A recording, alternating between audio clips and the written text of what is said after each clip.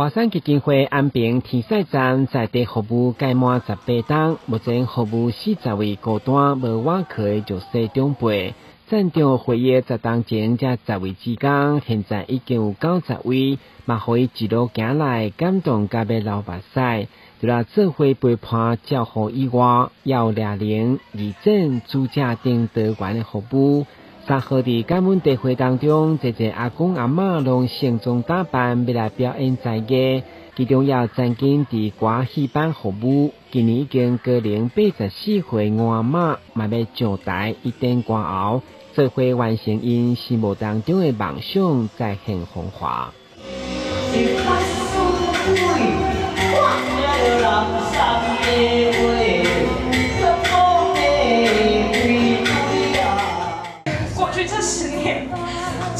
从我一个人，然后到我的家人开始当我的义工，然后开始社区妈妈，然后非常多的学生义工，学校的配合跟在地的配合，有很多人跟着我一路走到现在。那有些人可能中途离开，有些人可能是后来才加入，那就是有些人可能还没有出现。可是我都非常非常感恩过去的这一切的点点滴滴。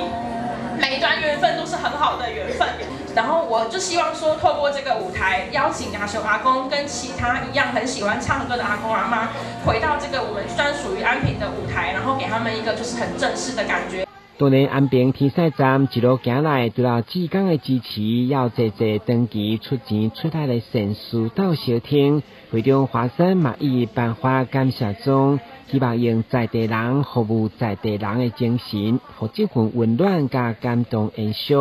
同时借此邀请更较侪人加入爱老人的行列。爱心专线06299805，咱的新闻管制蔡宏博的。